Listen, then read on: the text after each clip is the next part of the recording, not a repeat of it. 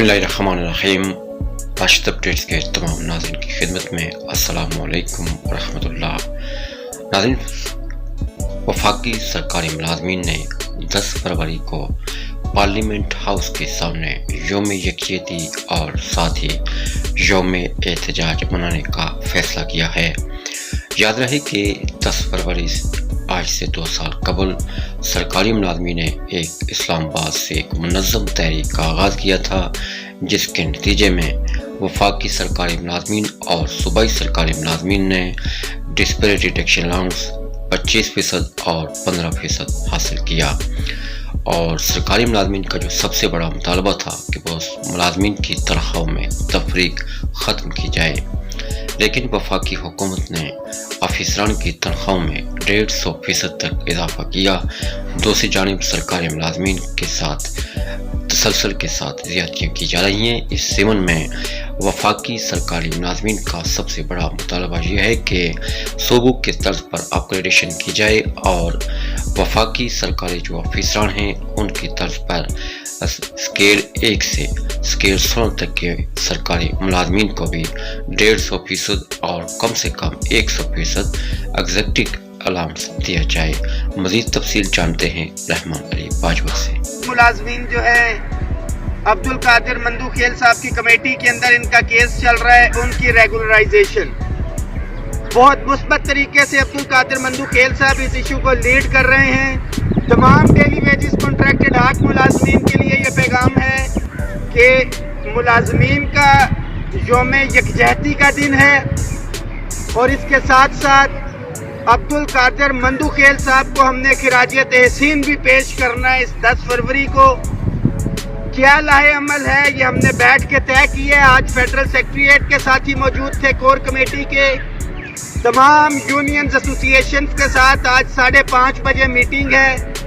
आइंदा का लाहे अमल आपको दिया जाएगा, मगर 10 फरवरी के हवाले से सिर्फ वफाकी मुलाज़मीन जो हैं इस वक्त अपनी तैयारी जारी रखें, क्योंकि तमाम इश्यूज जो हैं जो यूनिवर्सल अलाउंसेस है जिसमें हमारे सूबाई और वफाकी मुलाज़मीन को फ़ायदा होना है, उसके हवाले से लाहे अमल हम तय करेंगे। सबसे पहले ये अपग्रेडेशन का जो इशू है इसको रिजॉल्व करवा के और हाईलाइट करके तनख्वाहों में तफरीक के खात्मे, house rent, medical, convince allowance को।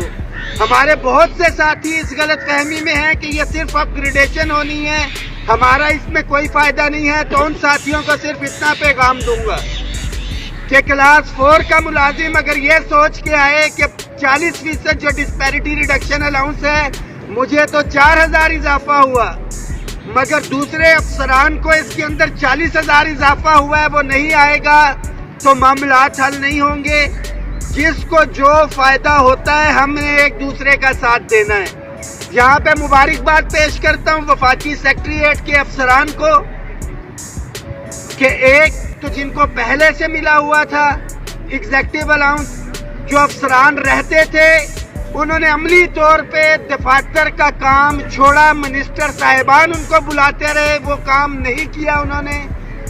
फाइनेंशियल इम्पैक्ट उसका कम था, 100% 150 को करके उन्होंने प्रपोजल भेजी थी, मगर आपके बच्चों का रिस्क लिखा हुआ था और 150% आपका बहाल रहा और मुझे उम्मीद है कि नोटिफिकेशन हो जाएगा। जिस तरह तमाम सूबों के अंदर अपग्रेडेशन हुई है, वफाक में हम इस इशू को लेके चल रहे हैं। इसी तरह मैं वाजे करता चलूं कि तमाम सूबों के जो सेक्रेटेरिएट्स हैं या कोई भी डिपार्टमेंट है, तमाम डिपार्टमेंट्स के अंदर ग्रेड 1 से लेके 22 तक वो फायदा दिया गया है। जिस इदारे के अंदर जो है अफसरान को दिया गया है वहाँ पे निचले स्टाफ को मिलना चाहिए, मगर इसके साथ साथ तमाम इदारों के ग्रेड 17 एंड अबव के अफसरान के लिए भी ये पैगाम है कि सेक्रेटेरिएट वालों को कोसने या दूसरों को कोसने की बजाय अमली तौर पे निकलना पड़ेगा। अगर हम दफातर में बैठ के गिलाई करते रहते कि सूबों में मिल गया है, प्राइम मिनिस्टर ऑफिस को मिल गया है, प्रेसिडेंट ऑफिस को मिल गया है, नैब को मिल गया है, FIA को मिल गया है, हम दफातर में बैठ के बातें करते रहते तो हमें भी कुछ नहीं मिलता। अमली तौर पे हम बाहर निकले तो हमें भी कुछ ना कुछ रिलीफ मिला है।